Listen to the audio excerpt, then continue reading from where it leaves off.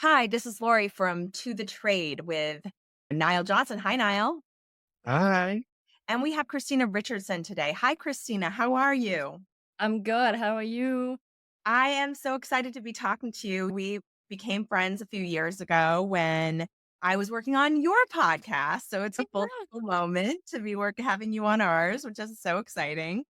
And for those who don't know, Christina, you're a Swedish and American designer. You have 25 years business experience in construction, international business, interior design. You work on projects here in the US as well as projects in Europe. And you have some great content that you've also done. You have a podcast, you've been on other podcasts, you're a TV presenter, and you've done a lot of different projects in the world of design. So you're a great guest for us to have. We're so excited to have you here. So let's start with talking a little bit about your journey. Why in the heck did you come here to the US to do design? It's a long story, but at the same time, a short story because my husband got a job offering in Michigan and we both were in the mining industry at the time. I've always had my design business on the side, but I was in mining because of the money. Sure. Money's good. Sure. Yeah. So when he got that job offer, I was like, the heck with this. I'm pursuing my dream. And we moved to the US. I got a degree in interior design. I'm a construction engineer. I have a construction engineering background. That was easy for me. And I've been working with design my entire life. Yeah, that's how I ended up in the United States. And I've been here ever since. Yeah. Okay. And has it been a challenge at all transitioning? I mean, a few cultural things like, in Sweden, Swedes are so meticulous about time, in particular about time. And so in the beginning, when I was like with the contractor, okay, see you at 7. And I was there at like 6:59. I was like, hello. And everybody showed up around 7:30. And I was like, okay. It wasn't worth the speeding ticket. Oh yeah. No. Things like that. But overall, I think the United States is a very good country for business and small business compared to Sweden. Like less bureaucracy. So yeah, I was pleasantly surprised when I started my business. And you've really tapped into a lot of different markets too, because we've been talking about how you were able to tap into the community of Designer Society of America, and then later Mhm. on design community. You really Yeah. got in there and made connections and have been participating in shows. So you're doing Mhm. everything that you can to educate yourself about this market. What's one thing that you think is pretty great about this market as far as like product or availability, those kinds of things? Mhm. The whole openness of America, like America is like a huge country with a lot of smaller countries within it, to be honest. And to be able to access things from New Mexico or Michigan or without any problems, without any customs tolls, anything like that, that's amazing because Yeah. that is not the case in Europe. Unfortunately, it sounds like it, but it's not. Right. Yeah, there Wow. were some major supply chain issues. We were talking to another designer not long ago who is in Europe, and you think it's going to be a 6 week to get it from the country over. It's not necessarily that's how that goes. So it No. is a unique experience that United States is so big and so Yes. varied with so many different manufacturers, and getting product can be easier. Yes. Do you find that you're getting clients that really like your Scandinavian heritage? Are you finding that they want that Scandi look and design in the design that they're looking for you? I do think a lot of people are looking for the way Scandinavian thinks about functionality and simplicity. And it also depends on where I work in the US. For instance, right now I'm in Hilton Head Island, South Carolina. They're not very impressed with Scandinavian design. And that is just because they have this gorgeous architecture and design themselves. Like fits so well in these surroundings. But if you look at, for instance, when I worked in Toronto or Michigan or New York, There are people who really want that Scandinavian look. So Yeah. it depends on, again, America is a huge country. Just it's not for everybody, and it's not Right. for every geographical locations. Sure. Yeah. And you're still managing projects over in Sweden too. So Yep. that has been really exciting. You had a big project that I know closed out last year Mhm. and you got photographed. And how did that end up going? Was that I know that was a little bit of a, it was a little tricky at the end there. Yeah, the actual project was a smooth ride. I had the best contractor. He was a former architect who started a construction business. Wow. That was just a dream for an interior designer. We were talking about the same things, and it was an historical renovation as well. That was smooth sailing. And I had my one of my best friends, he started a carpentry up in the northern part of Sweden. I'm from the polar bears. I'm up there. Anyways, and he started carpentry up there, very high end luxury. And so I collaborated with him with all the trim work, all the mail work, kitchen, everything. But yeah, that was an amazing project. But then the photography part was a disaster. But so I hired a photographer. She was a mess, uh, terrible. And I was almost having a panic attack towards the end of the day. And then a couple of months ago, I reshot it with this amazing photographer, a young Oh, guy, and wonderful. Wonderful. I got the pictures yesterday, and I almost started crying. For all you Course. designers out there, make sure you vibe with your photographer. Yes, absolutely. Absolutely. Yeah, I'm going to have to ask you for sneak peek at some point because I've been hearing about the project for so long. I definitely want to see it for of sure. course. Yeah. Your motto is your home is the showroom of your soul. Mhm. How do you ensure that each design authentically reflects your client's personalities? What does that look like for you? I try, or we, all of us involved, try to really get to know the clients. And I do think that most designers work this way and really get to know them on a personal level. Sometimes we get to know that they're expecting a baby before their parents. Like it's on that level. And I honestly do believe in that statement because sometimes when you walk into a room and if you get to know a person, for instance, and they're wonderful and great in every way, and then you walk into their space and it's a mess, you're like, something's going on here. Something Right. isn't right. And that's actually what I mean. And I do think the other way around too. If you have this space and you don't feel 100% when you come home, it's like a charging battery for you.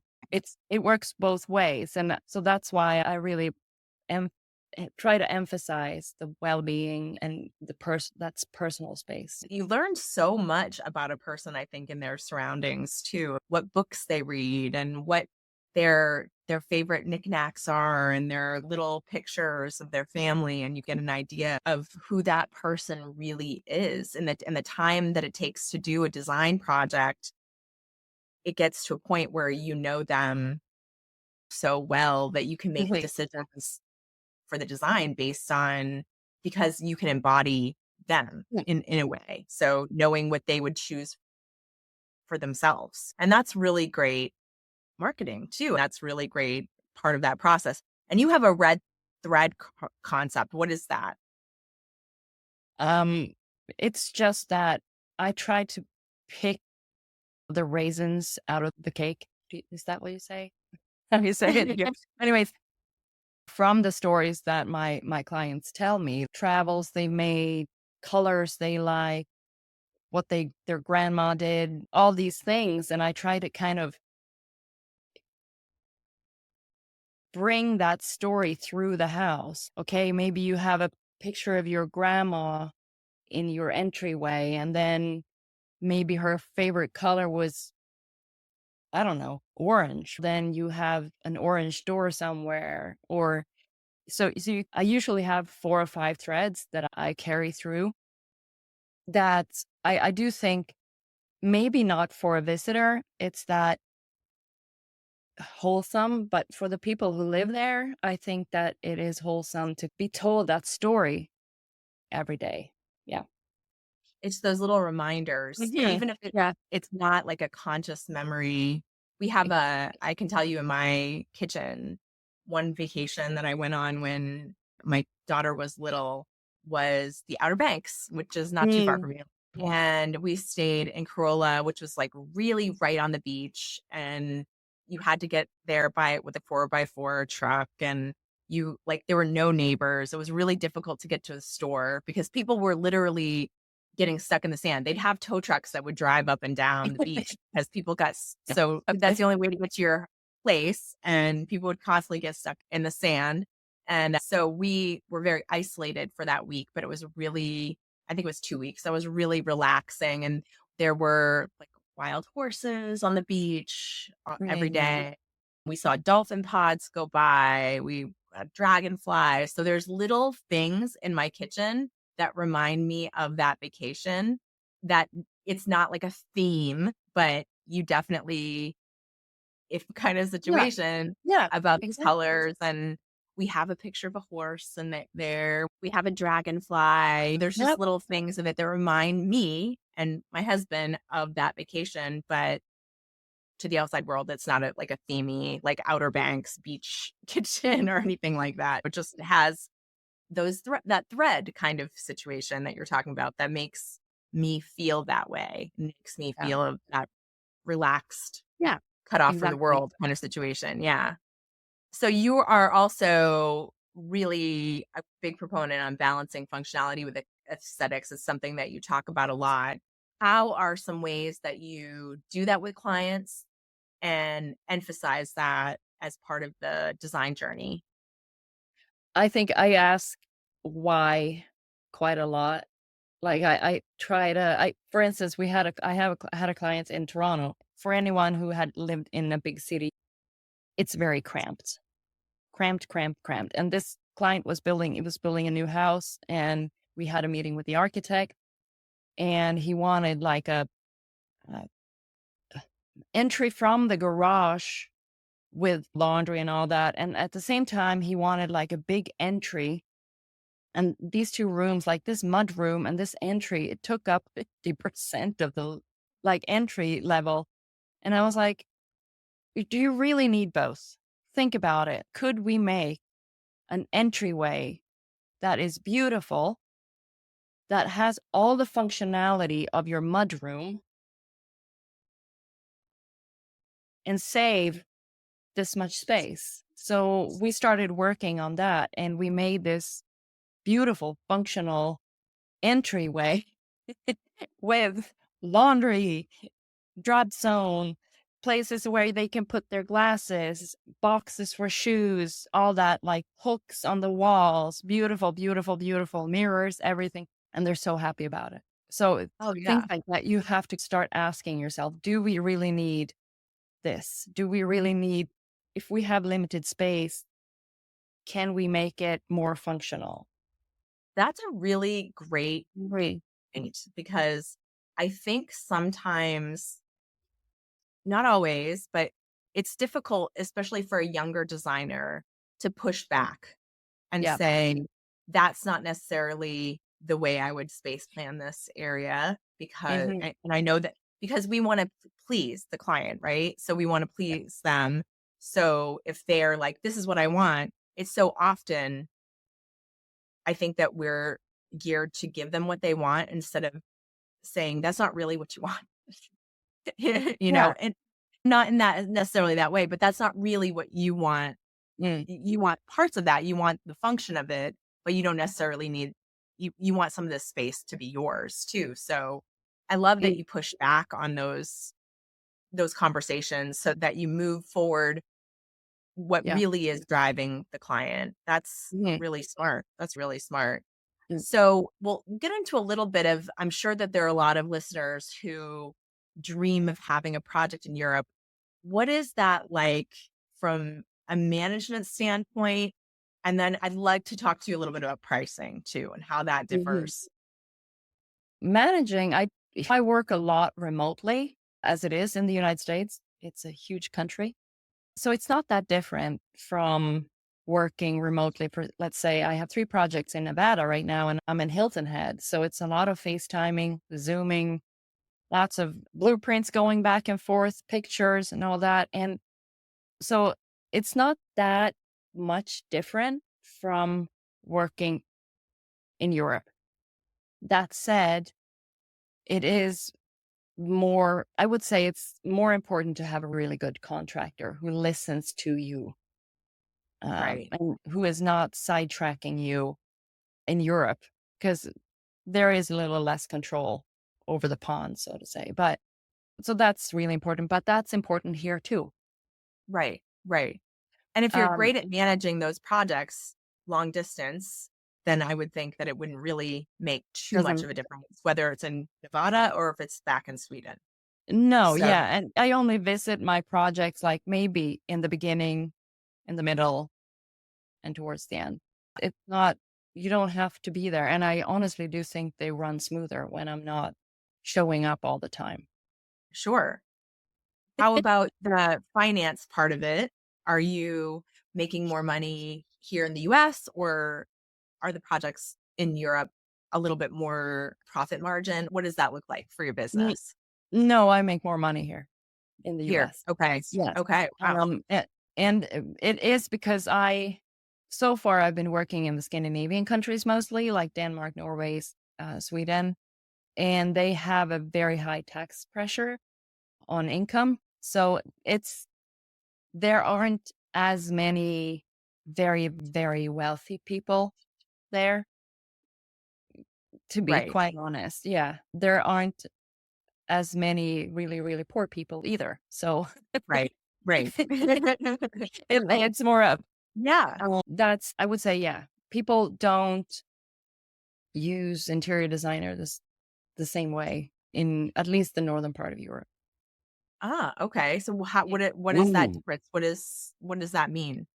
They're not used, they are more used to doing that type of things themselves. Like and they're pretty good at it, but everything looks the same. The ones that contact me they are wealthy, but not as wealthy as my American clients. But work wise, like once you get the wealthy client, it's basically the same type of work you do. I would say in the title interior designer is not really the same in the Nordic and in Europe as it is in the United States, and people aren't used to that title. You have interior architects, but they work with together with at an architectural firm, Right. will color on the walls or whatever. So that glue between furniture and architecture isn't really in their culture. Oh, really? That's interesting. That's really Yes. interesting. So what I usually, yeah, I feel like there's a bit the people who contact me, usually they've been living in the US or they are very international clients. Yes. Ah, all Yeah. right. Wow, that's Mhm. interesting. Yeah.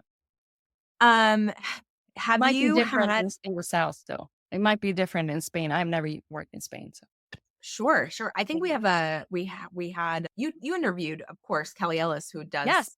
Mhm. it in Spain too. So Yeah.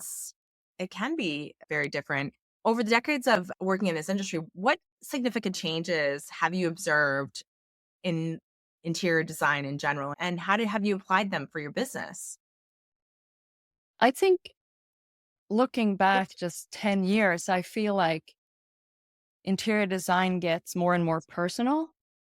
I hope so. Gosh, Niall and I have had this conversation before about people who constantly want to design their house for the future buyer. Those the Mhm. gray everything. Before that, it was the beige everything. Yeah. It's exciting, and I have been listening to reports of different people saying personalization is going to be really bigger and bigger as we go forward. People are going to really start designing for them for their own experience and living in their homes in a better way. If they love blue bedroom, they're going to have a blue bedroom, like a bright blue bedroom, if Yeah. that's what they want. And I'm here for it because I just Yeah. felt like we're going down a path of, Boredom, boring stuff. boring. Everybody looks Boredom. the same. And, I it's beige or so beige, frustrating. gray. There was a while that I like, just for fun, I like to look on real estate apps and I Mm. just browse house listings. It's just fun. It's a habit. Oh, It's a draining. habit now. I just do I it every thought I day. was the only one that did that. I No, I've love it. looked. I love it. I'm like, I'm addicted to Zillow. Yeah. I love it. And then if I'm a Trulia girl, I love on Trulia, that one. Yeah. But I like to look at, and I will measure when I see a house that I was like, oh, somebody here either was a designer Mhm. or hired a designer.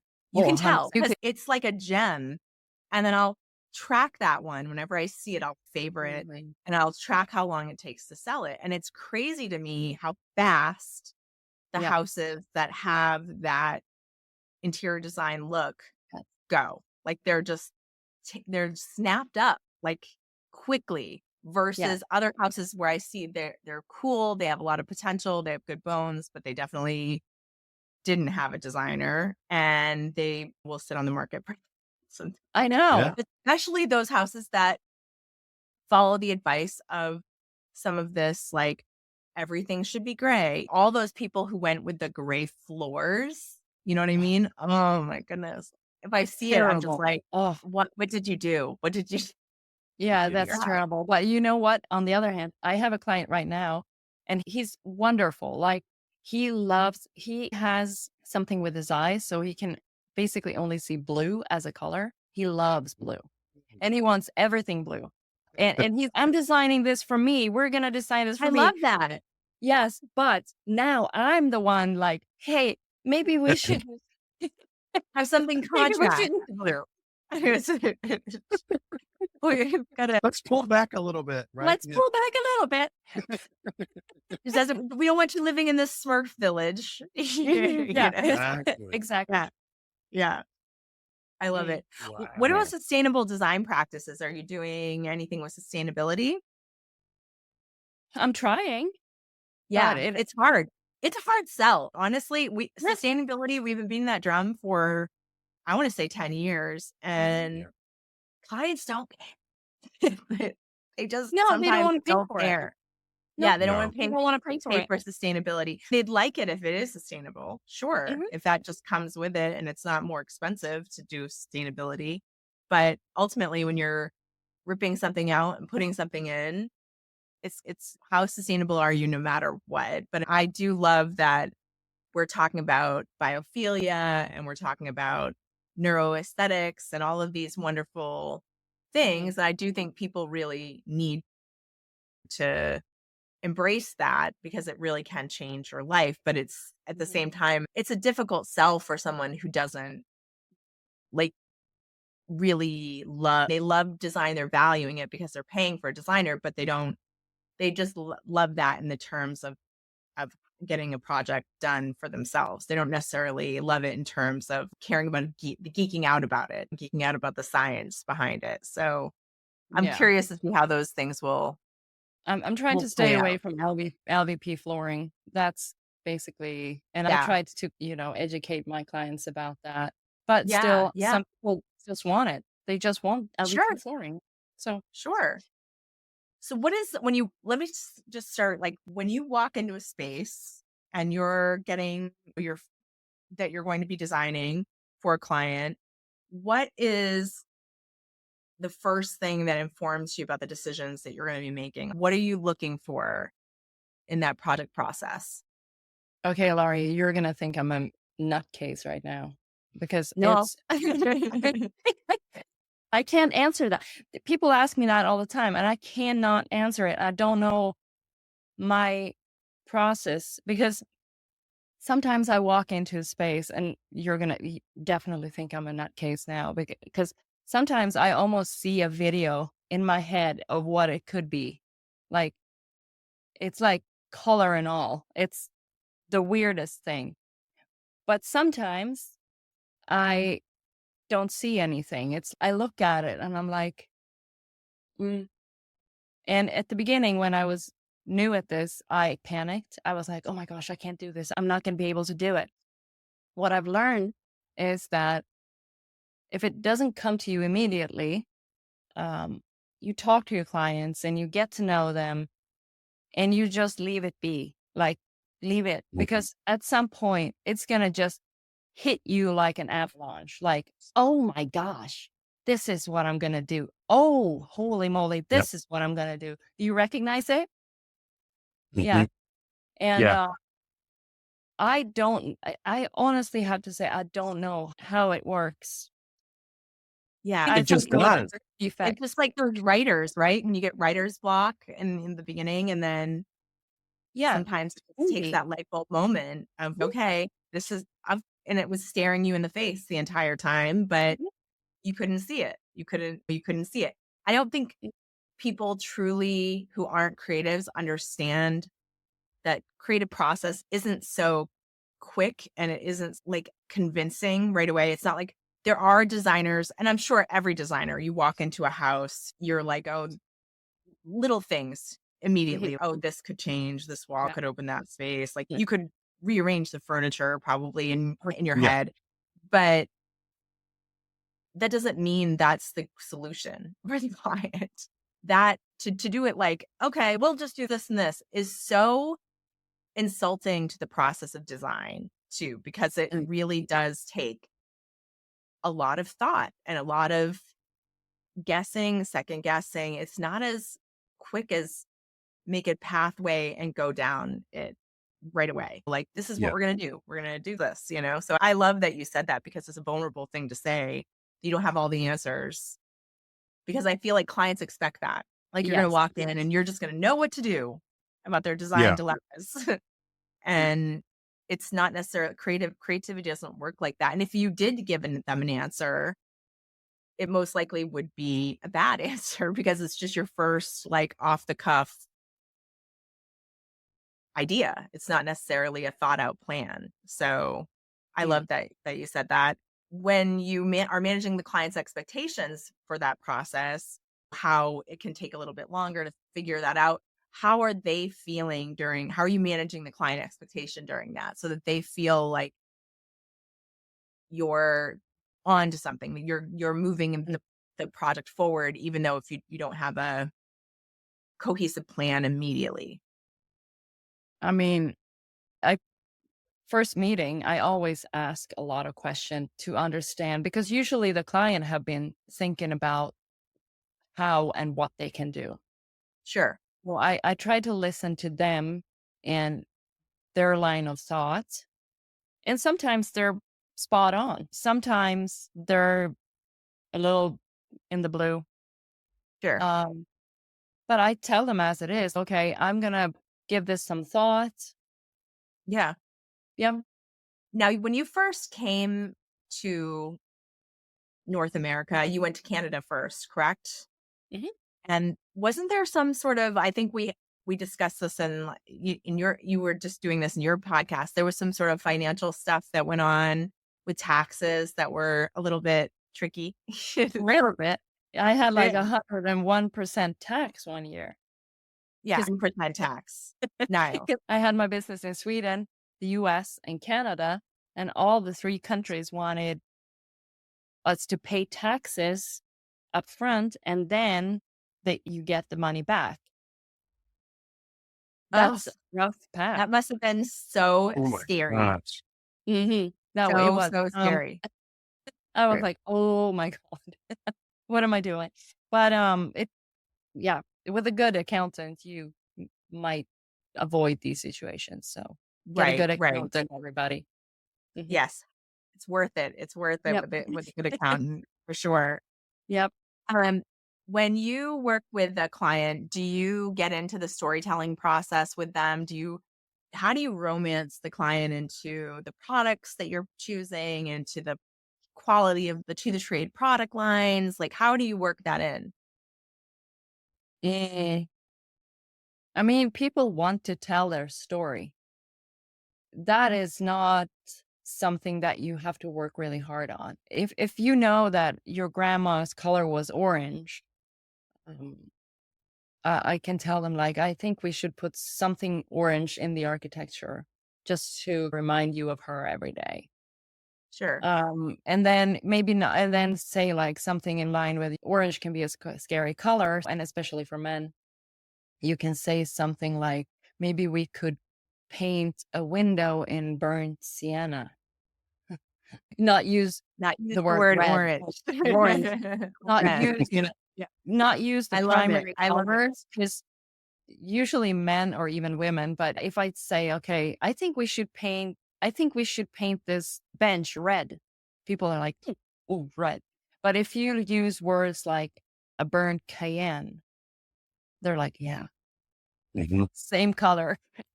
I know. Yeah. I love that. No. Persimmon. A Yeah, yeah, yeah. little psychological trick right there so that Yeah. you're Yeah. helping them get adjusted to the color by using language that it makes them feel an emotion, which is exciting. Mhm. Mhm. Now, you're right now, you've been in Vegas, you've been on the island. Like, how are you handling, are you putting any of the typical Scandinavian approach to organization into these different styles? Are you implementing some of the Scandinavian design in different ways into more traditional Southern or Vegas style projects? Yeah, I would say the function, especially when it comes to bathrooms, kitchens. For instance, for kitchens, for instance, in Sweden, we use a lot of open storage. We hang our pots on the walls because it's easy to reach. You don't have to look for them. We use open shelves. And I know it's been like a trend, the open shelves here in the US. It's not a trend in Sweden. We always had that because it's more practical. I mean, you still got the storage, but you see it and you don't have to deal with the cabinetry. Things like that, the functionality, I think, is what I implement most. Also, I do think, and this is just because I'm Swedish, I don't mix patterns as much as maybe Right. other people do. I Oh, try to be, in the South, right? I mean, eh, pattern, pattern, pattern. yeah, yeah. Yeah. So if I have a stripe somewhere, I am very cautious. I don't mix them that much. I try to keep it a little more simple. So that's usually what I do. I color block more than I do think American designers do. Like, Are you into that the color drenching trend at all? Like where they're drenching the color in the whole room, basically, like ceiling, walls, everything in and one color? and I mm, I do think it looks good on in a picture, but I do think people need contrast. Yeah. Uh, so I do think it's a trend that's going to pass really quickly because people, if you go into a room with everything blue or everything brown, or it's going to, you've, you need contrast. Right. Sure, sure. Mm. Where do you get your inspiration? Travel or shows? You, Laurie, it's all Ah, you. yay. Yeah, I don't We know. try to bring it. We try to bring it with the interior design community. No, I don't know. Same thing here. I can get super inspired by a scarf if I see a nice pattern or a good color combo. I know everything. Every time I go over the bridge to go to Hilton Head, we drive over the saltwater marshes, and sometimes the colors are just Mhm. like the deep turquoise and like the burnt sienna uh, grass, and it's just the color combinations are amazing. I don't know. It's Now everywhere. you spent some time there too, right? You vacation Mm. in Hilton Every Head summer. every Every summer. summer, a couple of weeks. On I Hilton love it Head? there. On Yep, Yes. Hilton I Head? love it there. Yeah. Yep, we go every summer. I love it there. Yep, yep, yep. We always stay in Sea Pines. Yeah. Yay! Yeah, every summer. Now you have a Oh, friend there. I have a friend. Are you You coming guys will soon? go to lunch. Actually, yeah, it's funny. We are coming soon. We are just booked to come for a spring break. Oh, fun. Yeah, I'm here. yeah, I'm here. yes. Yeah, so we'll have to connect. Yes. Yes, Yes. It'll be that fun. would be so fun. That would be so fun. What has been the most rewarding part of running your design business? I would say all the people you meet. Like, for instance, all the get-togethers, like KBIS, we had a Oh blast. gosh, we did have a blast. We did have a blast. A good time. Or We're actually yeah, Niall and I are going back to Vegas in a few weeks for Las Vegas market, and it always a mm, good time there. And then KBIS is Yeah. the next month too. Yeah, yeah. yeah, it'll So be really good. all the people you meet, everybody's so friendly and everybody helps each other. And it's just, I love this community so much. Yeah, yeah. It's been great that I would say that there are designers who've been in the US market for a long time that might have felt like there wasn't always this feeling of sharing in their career. So I have designers that have been in the industry for a really long time, and I really think social media changed the game for the world of design as far as Or, people being able to share more, because it was really difficult, I think, when you were stuck sharing in your local community, because it's a really scary, vulnerable thing to share that you might have a problem with a contractor, or you might have a problem mm, with a client, and you're in the same community with your competitors. You don't want word to get back if you're complaining about a client, or if you're complaining about a contractor, because it's a small world. And I think yeah, that was preventing those things from happening. And now with social media in general, I think people are allowed to have those conversations, because they can have conversations with people that are not in their market at all, and yeah. share information. So you came at a really good time where people are a I lot did. more. I You did. I did. sure. And the stories I've heard about the way it used to be are Mm, really, I can tell you that when I started interior design community, I just was very naive to it. I had no idea that was something that was happening, which is why I think interior design community was successful, because here I come without any idea that this is going on. And I'm just like, hey, this is how you do this, and this is how you do that. And I remember people being suspicious about it. Like, why is she what? sharing so much information? What is she up to? I was like, I don't know. This is just, I don't have any reason why I shouldn't share No, information. no, Yeah. no. I love it. Do you have a design trend you love right now? I'm not Or very hate? much Or hate? hate. Yes, I really have a trend that I like. I don't know if it's a trend or if it's just something that I got reminded of. But I was traveling in England this summer, and we came to Edinburgh, and we stayed at the Witchery, like an old hotel. It was like walking into a Harry Potter world. It was amazing. Oh, so And Mm. cool. the bathtub had like real drapes around it. It was like, it wasn't, um, a plastic little thing. It was like velvet drapes with tassels. And Oh then my it was goodness. plastic behind it, of course. But I was like, I fell in love immediately. I was like, shower curtains, velvet. Yes. I Gonna was like, make and it. then I think AD, or was it El Decor, that said it, like, shower curtains are in. And I'm like, yes, I'm here for it. But the velvet kind, or Right? corduroy, whatever, just heavy drapes. Maybe not too practical, but oh my gosh, it looks gorgeous. Is there a trend you're over after seeing it too much? Well, you mentioned the gray floors. That I've Yeah. never been a big fan of those. Over boucle, aren't you? I don't know. I just Oh am yeah. over. I'm over it already. I I think think I've if you just have seen too much of pets, it. mm, Yeah. Yeah. mm, I can't even imagine it with my dog. We didn't let our dog on the furniture for a while, and then we gave up when the kids moved out.